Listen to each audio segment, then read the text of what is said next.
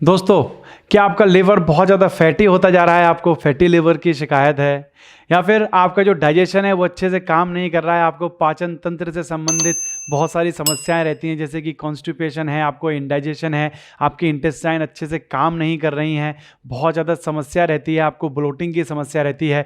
साथ ही साथ आपके पेट पर सामने की तरफ और आपके कमर के साइड से बहुत ज़्यादा एक्स्ट्रा फैट है जिसको आप कम करना चाहते हैं, अपने शोल्डर्स की फ्लेक्सिबिलिटी को बढ़ाना चाहते हैं, अपने हिप्स की फ्लेक्सिबिलिटी को बढ़ाना चाहते हैं, और साथ ही साथ आपके जो पंच तत्व हैं उनको आप कंट्रोल करना चाहते हैं, आपके अन्नमय कोश और मनोन्मय कोश को आप अच्छे से काम करवाना चाहते हैं। तो दोस्तों, आज के अभ्यास में हम आपको एक ऐसे आसन के अभ्यास के बारे में बताएंगे जो कि आपकी इन सारी समस्याओं को दूर करेगा, और साथ ही साथ इस आसन के लगातार अभ्यास से आपको और भी कई सारे लाभ मिलेंगे जिनके बारे में हम आपको इस अभ्यास के दौरान बताएंगे। तो दोस्तों, मेरा नाम है अतुल मिश्रा और सिद्धि योगा में आप सभी का स्वागत है।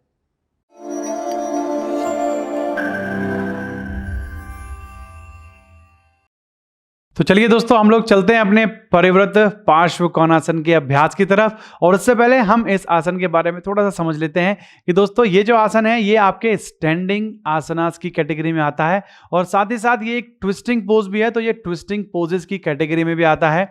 इसका जो नाम है परिवृत पार्श्व कोणासन, रिवॉल्व्ड साइड एंगल पोज, इसमें दो आसन मिक्स होते हैं। रिवॉल्व्ड का मतलब होता है परिवृत यानी कि ट्विस्ट, और पार्श्व कोणासन ये हमारा पार्श्व कोणासन जो है उसकी ट्विस्टिंग वेरिएशन है। तो दोस्तों, इस आसन के अभ्यास को शुरू करने से पहले इसकी कॉन्ट्राइंडिकेशन समझ लेते हैं, जिससे कि आप लोगों को सावधानियां जो है क्या क्या लेनी है इस आसन के अभ्यास में वो आपको पता रहे, किन लोगों को अभ्यास करना है, किसको नहीं करना है, ये आपको कॉन्ट्राइंडिकेशंस के थ्रू पता चल जाएगा। तो दोस्तों, अगर आपको आपके हिप से रिलेटेड कोई भी इंजरी है, हैमस्ट्रिंग मसल से रिलेटेड कोई भी इंजरी है, तो आपको इस आसन का अभ्यास नहीं करना है। साथ ही साथ अगर आपको शोल्डर जॉइंट से रिलेटेड कोई भी इंजरी है, आपको सर्वाइकल की समस्या है, या फिर आपको जो है बैक में बहुत ज़्यादा पेन है, तो आपको इस आसन का अभ्यास नहीं करना है। ये आसन इंटरमीडिएट आसन की कैटेगरी में आता है, तो आपको जैसा कि इंटरमीडिएट आसन जो होते हैं उनके लिए आपको पूरी तरह से फिट होना जरूरी है। तो दोस्तों, अब चलते हैं अपने आसन के अभ्यास की तरफ, और जो प्री आसनास और प्री प्रैक्टिसेस करनी है उनको समझ लेते हैं पहले इस आसन के अभ्यास से पहले, जिससे कि आप अपने आप को पूरी तरह से तैयार कर पाएं इस आसन के अभ्यास के लिए। तो दोस्तों, इस आसन के अभ्यास को शुरू करने से पहले प्री आसनास में हमें प्रैक्टिस करना होता है हमारा पार्श्व कोणासन, ठीक है ना, जैसे कि इसका नाम है परिवृत पार्श्व कोणासन। तो पार्श्व कोणासन की प्रैक्टिस आपको करनी है, वॉरियर 2 की प्रैक्टिस आपको करनी है, हाफ मून पोज की प्रैक्टिस आपको करनी है।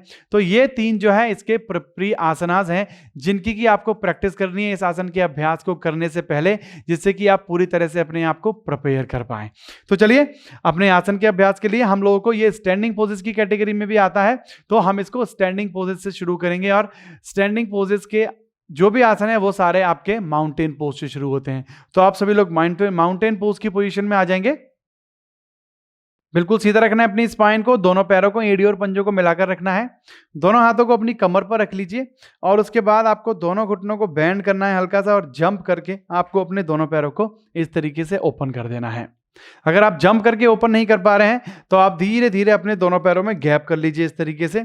दोनों फीट जो है वो आपके एक दूसरे के पैरेलल रहेंगे, और आपको अपनी बॉडी को बिल्कुल सामने की तरफ रखना है। अभी आपकी दोनों पेल्विस बोन, यहां पर अगर हाथ रखेंगे तो यहां पर दो हड्डियां हैं आपकी पेल्विस बोन जिनको हम बोलते हैं, और ये आपके शोल्डर दोनों आपस में स्क्वायर बनाएंगे। ओके, उसके बाद दोनों हाथों को कमर पर रखिए, शोल्डर्स को रिलैक्स रखिए। अब अपने दाएं पैर को दाएं तरफ टर्न कर दीजिए, ठीक है, और बाएं पैर को 45 डिग्री पर। तो जो आपका दायां पैर है वो 90 डिग्री पर रहेगा, जो आपका बायां पैर है वो 45 डिग्री पर टर्न रहेगा। इसको 45 डिग्री पर किस लिए टर्न किया है, जिससे कि आपका जो पैर है वो पीछे की तरफ स्लिप ना हो जब हम आसन का अभ्यास कर रहे हैं, क्योंकि अगर आप अपने पैर को इस तरीके से रखेंगे तो ये स्लिप होता है पीछे की तरफ। तो यहां पर अपने पैर को 45 डिग्री टर्न करके, ठीक है, या उससे ज्यादा भी आप टर्न कर सकते हैं, जिससे कि आपकी जो एंकल है वो लॉक हो जाती है और आपका पैर पीछे की तरफ स्लिप नहीं होता है, क्योंकि थोड़ा बहुत जोर जो है इस आसन के अभ्यास में आपके पिछले पैर पर भी पड़ता है, जिसकी वजह से आपका पैर जो है पीछे की तरफ स्लिप हो सकता है। ठीक है, तो इस आसन के अभ्यास के लिए मैंने आपको बताया था, प्री प्रैक्टिस की बात करें तो आपको वॉरियर 2 और पार्श्व कोणासन इन दोनों की प्रैक्टिस करनी होती है, क्योंकि ये दोनों आसन जो है इस आसन के अभ्यास को शुरू करने से पहले आते हैं। तो जब आप आपने अपने पैर को टर्न किया है तो जो स्टार्टिंग पोजीशन है इस आसन की वो आपके वॉरियर 2, ठीक है ना, वीरभद्रासन 2 और आपके पार्श्व कोणासन दोनों की सेम रहती है। तो यहां पर आपको जब आपने दायां पैर टर्न किया तो आपको ध्यान रखना है कि आपका पेल्विस इस तरीके से टिल्ट ना हो, आपको बिल्कुल सामने की तरफ रखनी है अपनी पूरी बॉडी। दोनों पेल्विस बोन को एक लाइन में रखना है, दोनों शोल्डर्स को एक लाइन में रखना है। देखिए दोनों शोल्डर्स एक लाइन में, दोनों पेल्विस बोन एक लाइन में। ओके, और इसके बाद दोनों हाथों को अपनी कमर पर रखिए और धीरे धीरे आपको अपने दाएं पैर को अपने घुटने से बैंड करना है। तो दाएं पैर को अपने घुटने से इस तरीके से बैंड करना है कि मैक्सिमम आपका जो राइट एंकल जॉइंट और आपका राइट नी दोनों एक लाइन में रहे। सबसे जरूरी बात यह है कि अगर आपको घुटनों में दर्द है तो आपको ध्यान रखना है कि आप अपने घुटने को बहुत ज़्यादा इस तरीके से बेंड नहीं करेंगे, आपको अपने नी पर बहुत ज़्यादा प्रेशर नहीं डालना है। अगर आपको घुटनों में दर्द है तो आप अपने घुटने को थोड़ा कम बेंड कीजिए। अगर आपको पेन नहीं है घुटने में तो आप अपने घुटने को पूरे तरीके से बेंड कर सकते हैं। तो आपका एंकल जॉइंट और नी जॉइंट एक लाइन में आएगा। तो यहाँ आपको आपकी हैमस्ट्रिंग मसल में काफ़ी अच्छा खिंचाव मिलता है और आपकी क्वाड्रिसेप मसल पर बहुत अच्छा कॉन्ट्रैक्शन आता है और आपकी लेफ्ट लेग पर भी काफ़ी अच्छा प्रेशर आता है। तो आपकी लोअर बॉडी की स्ट्रेंथ को बढ़ाने के लिए बहुत ही अच्छी प्रैक्टिस है। अब देखिए आपको सबसे पहले इस आसन के अभ्यास में देखिए वॉरियर 2 इस तरीके से आपको प्रैक्टिस करना है जिससे कि आपकी दोनों पेल्विस बोन और आपका नी एक लाइन में आ जाए। ठीक है, उसके बाद पार्श्व कोणासन की प्रैक्टिस करेंगे। थोड़ा सा श्वास भरेंगे, श्वास छोड़ते हुए दाएं हाथ को अपने दाएं पैर के साइड से बाएं पैर को ऊपर उठाइए, फिर श्वास भरेंगे वॉरियर 2, श्वास छोड़ेंगे। तो इस तरीके से आपको जो है अपनी बॉडी को प्रिपेयर करना है, आपकी मसल्स और आपकी बोन को अच्छे से स्ट्रेच होने देना है। आप हिप मसल्स और आपके नी जॉइंट और आपके शोल्डर्स की फ्लेक्सिबिलिटी काफ़ी इंप्रूव होगी अगर आप थोड़ी देर इस तरीके से प्रैक्टिस करते हैं। ठीक है, तो हमने अभी देखिए ये यहाँ पर हम लोग जब इस तरीके से करते हैं तो ये आपका पार्श्व कोणासन है। ठीक है, और हमें यहाँ पे परिवृत्त पार्श्व कोणासन यानी कि ट्विस्ट भी करना है अपनी बॉडी को। तो बहुत से लोग होंगे जो कि अपना हाथ जो है नीचे टच नहीं कर पाएंगे क्योंकि इनके हिप जॉइंट बहुत ज़्यादा टाइट हैं, हैमस्ट्रिंग मसल बहुत ज़्यादा टाइट है। तो यहाँ पर हमने ब्लॉक्स ले रखे हैं, तो आपको ब्लॉक्स को लेना है। ओके, तो आपको अपनी एक ब्लॉक को अपने दाएं पैर के पास रख लेना है। आप चाहें तो ब्लॉक को इस तरीके से रख सकते हैं या फिर आप ब्लॉक को इस तरीके से रख सकते हैं, जैसे भी आपका हाथ पहुंच पाए। ठीक है, आपकी फ्लेक्सिबिलिटी पर डिपेंड करता है कि आपकी ब्लॉक की पोजीशन क्या रहेगी। ठीक है, तो चलिए देखिए दोनों हाथों को शोल्डर लाइन में।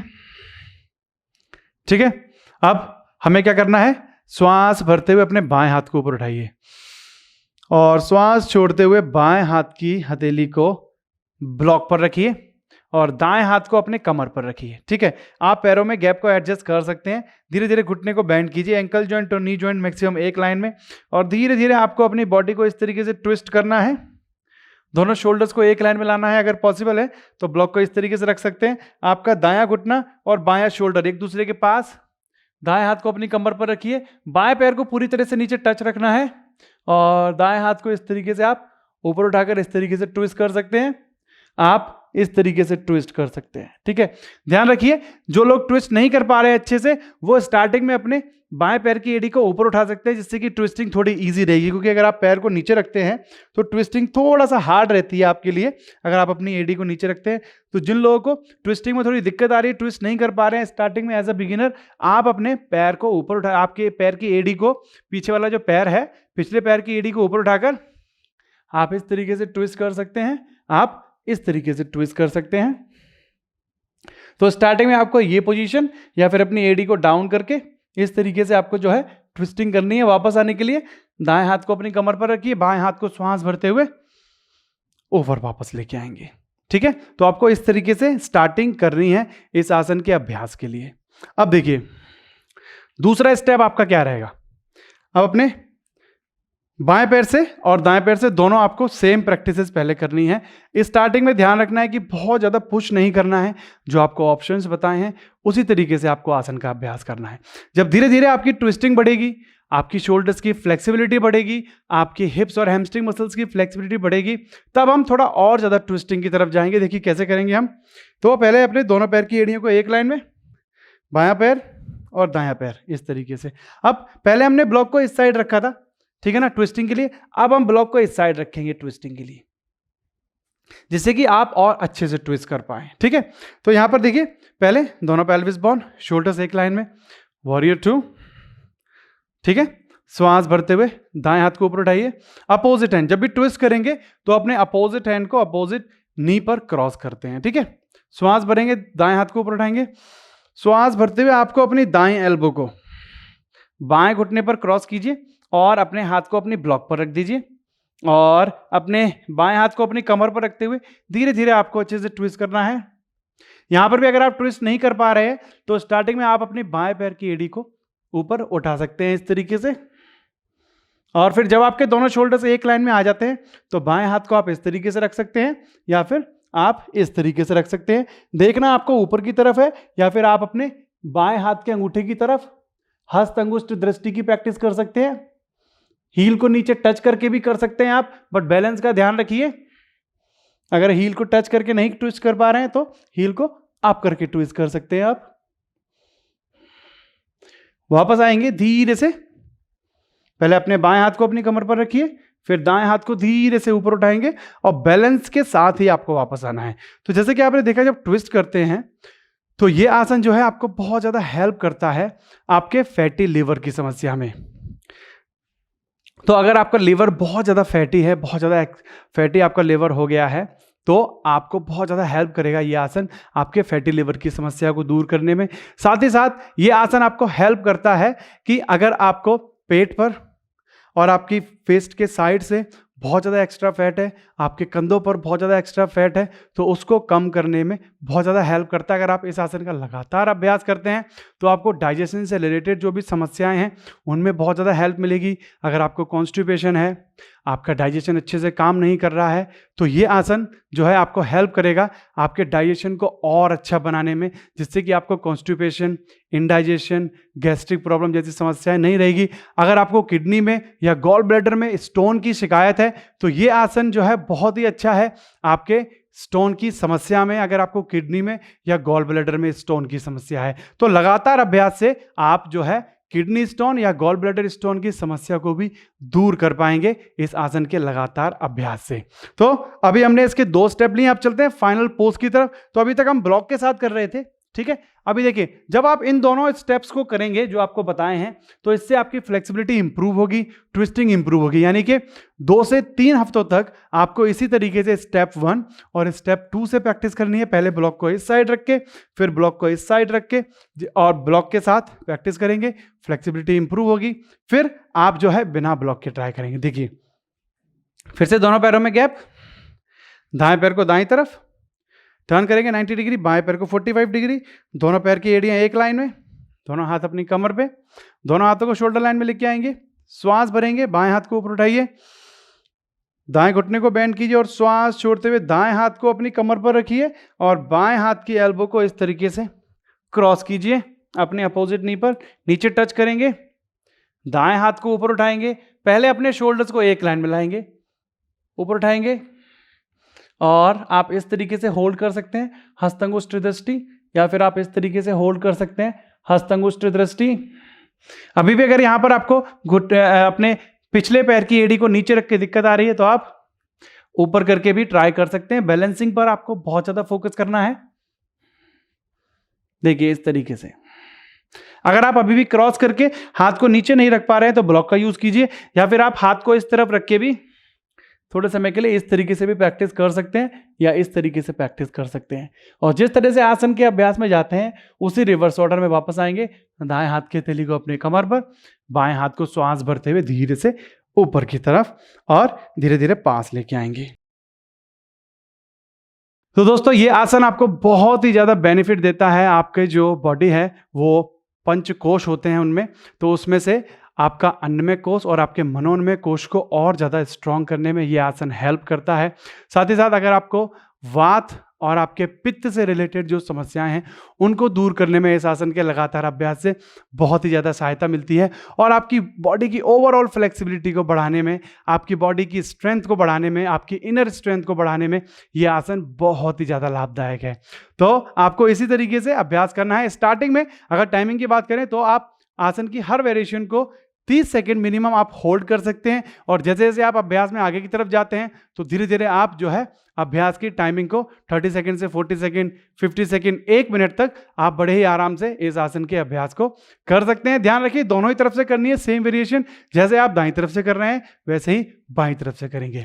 तो दोस्तों मैं आशा करता हूं कि इस सारी जानकारी के साथ आप बड़े ही अच्छे से इस आसन का अभ्यास कर पाएंगे और आपके परिवृत्त पार्श्व कोणासन से मिलने वाले सभी लाभों को आप सभी लोग ले पाएंगे। तो चलिए दोस्तों आप सभी लोग कीजिए अपने आसन का अभ्यास। हम मिलते हैं आपसे अगले आसन में जल्दी ही, तब तक के लिए नमस्कार।